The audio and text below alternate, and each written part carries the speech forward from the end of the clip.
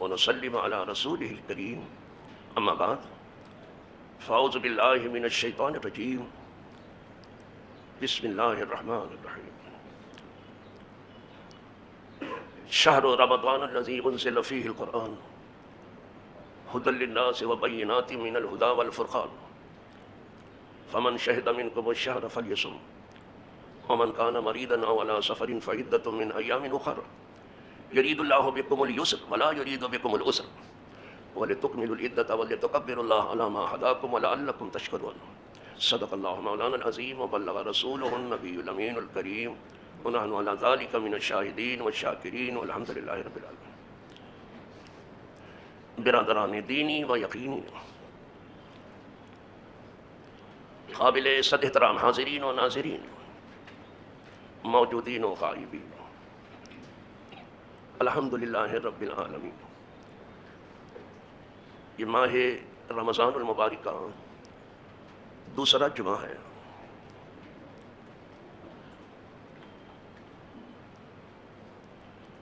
اور جمعہ کی نماز کے لیے ہی مسلمان جمع ہیں، لیکن جب تک اس منبر سے یہ علم انہیں نہ دیا جائے کہ نماز کیسے ادا کریں وہ ادا نہیں کر سکتے، اور جب تک اس منبر سے یہ سبق انہیں نہ پڑھایا جائے کہ روزے کا اہتمام کیسے کریں وہ نہیں کر سکتے. بھوکے پیاسے تو رہ سکتے ہیں، لیکن جسے روزہ رکھنا کہتے ہیں ٹھیک سے روزہ وہ نہیں رکھ سکتے. اسی لیے کسی بھی مسجد میں آپ کو دو جگہ دکھائی دیں گے، ایک تو ہے محراب جس میں امام کی جلوہ گری ہوتی ہے، اور ایک ہے منبر، اس پر بھی امام علم بانٹتا ہے. جمعہ سے پہلے جو ہے خطبہ ہے کہ پہلے علم حاصل کر لو پھر جمعہ پڑھو. یہ منبر خود کچھ بتاتا ہے. اگر ہم سیکھنے کے لیے تیار ہو اور بھاگنے کی تیاری ہے تو نماز پڑھنے والوں میں سب سے پیچھے رہو اور بھاگنے والوں میں سب سے آگے بھاگ جاؤ. شاید لوگوں نے دین سے یہی کچھ، تم برابر پیچھے ہوتے رہے یہاں تک کہ اللہ نے تمہیں پیچھے کر دیا. یہ منبر بتاتا ہے کہ یہاں سے علم تقسیم ہوتا ہے، یہاں سے علوم و فنون کی بارش ہوتی ہے، اور محراب میں نماز ہوتی ہے. جب تک علم نہیں ہوگا نماز کیا پڑھیں گے آپ، اور جب تک علم نہیں ہوگا روزہ کیا رکھیں گے آپ بھوکے پیاسے رہیں گے، آپ اپاس کریں گے، روزہ نہیں ہوگا. آج میں نے جو آیت کریمہ پڑھی ہے اس میں فرمایا گیا شہر رمضان، رمضان کا مہینہ، مہینے کو عربی میں شہر کہتے ہیں. آپ تو بمبئی کو شہر کہتے ہیں نا، اور کلکتہ کو شہر کہتے ہو، دہلی کو شہر کہتے ہو، لکھنؤ کو شہر کہتے ہو. یہ آپ کا شہر ہے، لیکن یہ عربی کا شہر، شہر مانے مہینہ. اس کی جمع آتی ہے شہور، اشہر، یہ بھی آتی ہے. فرمایا گیا رمضان کا مہینہ، شہر رمضان، رمضان کا مہینہ یہ وہ مہینہ ہے الذی انزل فیہ القرآن، جس میں قرآن نازل کیا گیا. قرآن کب اترا؟ رمضان میں. آئی بس.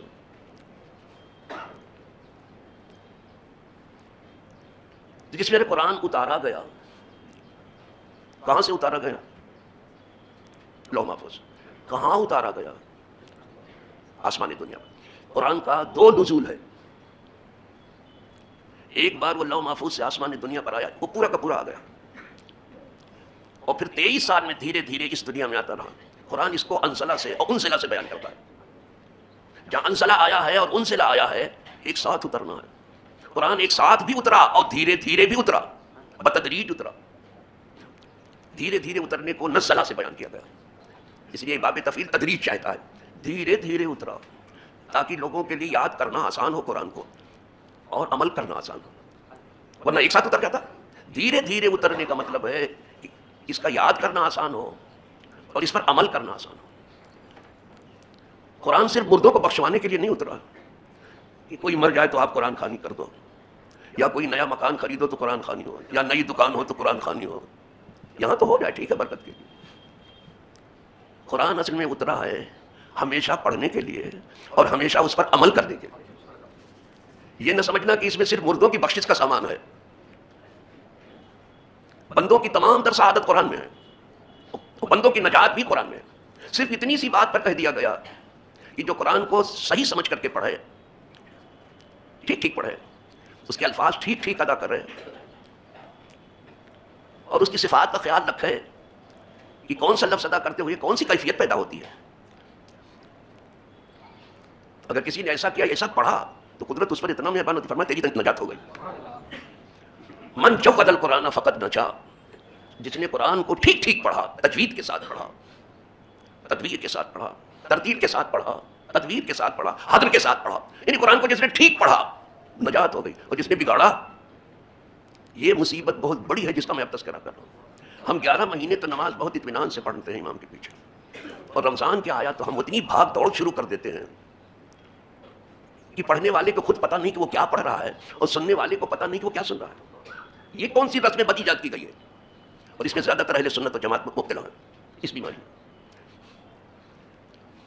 یہ تمہارے علماء اور ائمہ کی ذمہ داری ہے کہ وہ قرآن ٹھیک سے پڑھیں۔ انہیں معلوم ہونا چاہیے کہ وہ کیا پڑھ رہے ہیں، اور سننے والے کو معلوم ہونا چاہیے کہ قاری کہاں سے گزر رہا ہے۔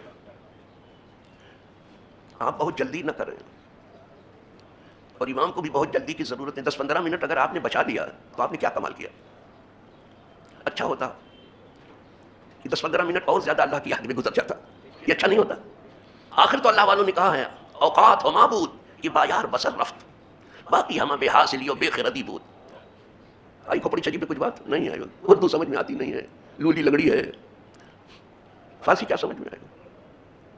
اللہ والا کہتا ہے کہ وقت تو وہی تھا جو دوست کے ساتھ گزر گیا، کیا پتے کی بات، اور اللہ سے بڑا بھی کوئی تمہارا دوست ہے چاہنے والا۔ جب یہاں ہوتے ہو تو اسی کے ساتھ ہوتے ہو، تم میرے ساتھ ہوتے ہو گویا جب کوئی دوسرا نہیں ہوتا، جب سب سے الگ ہو جاتے ہو تب وہ تمہارے ساتھ ہوتا ہے۔ جب تک دنیا میں لگے لپٹے رہو گے کیا خدا کے ساتھ رہو گے، تسبیح بھی نہیں پڑھ سکتے۔ تو وقت تو وہی تھا جو دوست کے ساتھ گزر گیا۔ کہا باقی جو وقت ہے، ہاں باقی وقت جو گزرا ہے وہ بیوقوفی میں گزرا ہے، اور جس چیز میں کچھ حاصل نہ ہو وہاں وقت گزر گیا۔ باقی ہمارا جو باقی وقت ہے وہ بیوقوفی میں گزر گیا، بے حاصلی میں، اس میں کچھ حاصل نہیں ہوا، ہم کچھ حاصل نہیں کر پائے، ایسا وقت گزر گیا۔ باقی ہمیں بے حاصلی اور بے خیرتی بود۔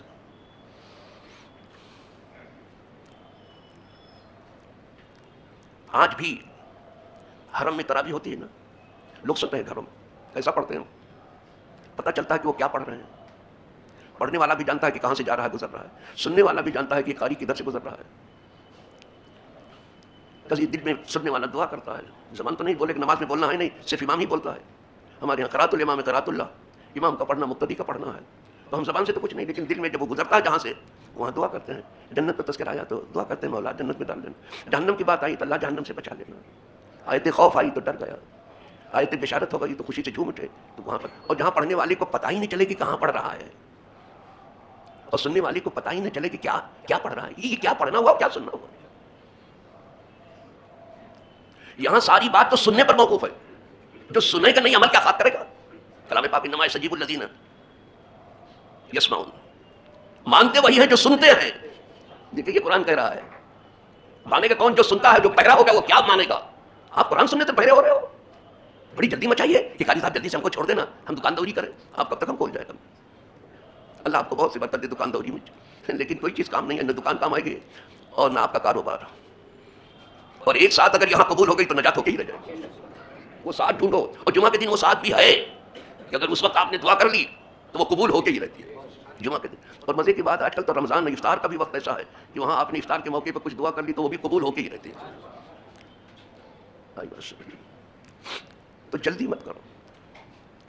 مجھے بہار شریعت میں یہ پڑھنے کے زمانے ہی میں بہت افسوس ہوا جب بہار شریعت میں، یہ مسئلے کی کتاب ہے آپ کے یہاں، بہت عمدہ کتاب ہے، بہت اچھا لکھا ہے حضرت صدر الشریعہ مولانا امجد علی صاحب رحمۃ اللہ تعالیٰ علیہ، اللہ انہیں قری کرے رحمت اللہ، اور کروٹ کروٹ انہیں آرام دے، اور ان کی قبر کو نور و نکھت سے اللہ بھرے۔ بہت بڑا کام کر کے گئے بہار شریعت۔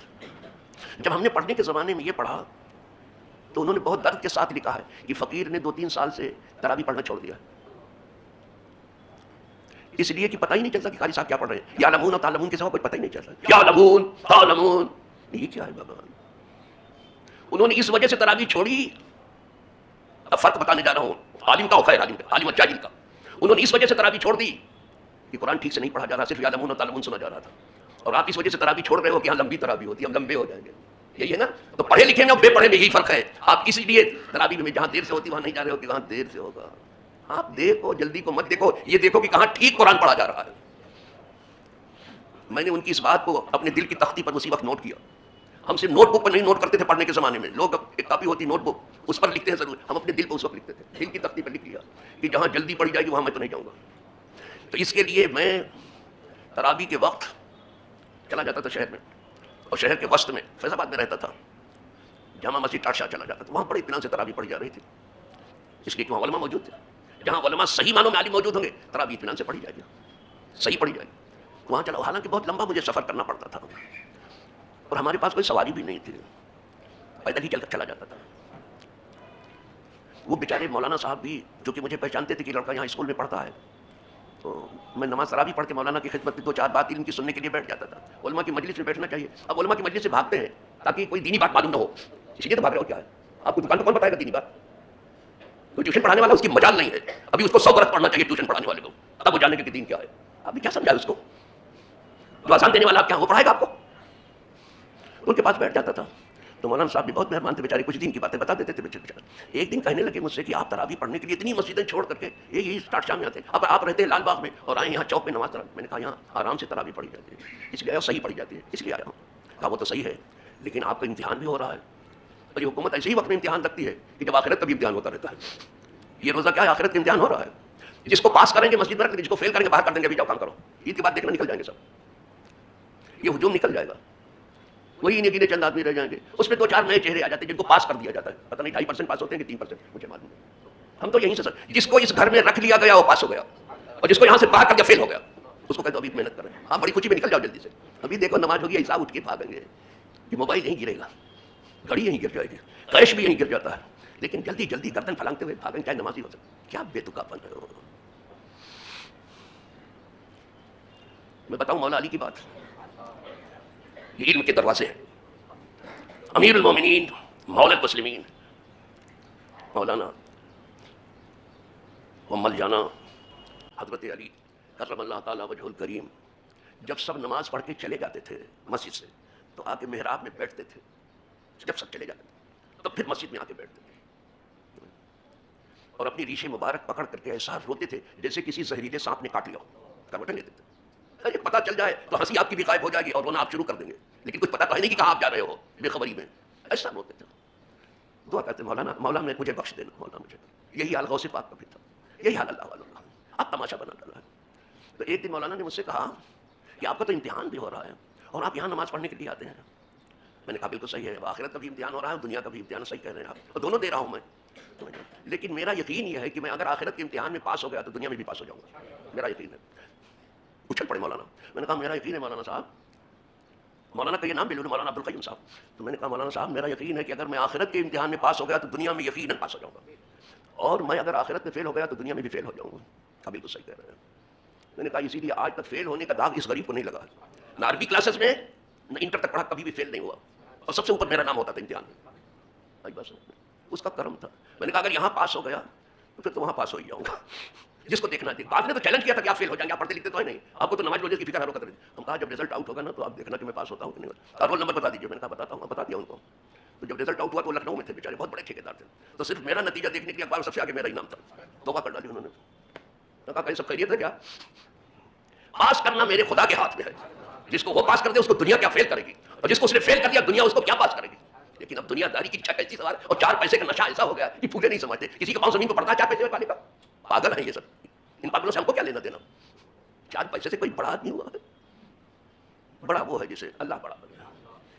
الحمدللہ رب العالمین. یہ جو بات آپ کو کہی یہ میں نے کہاں سے سیکھا تھا؟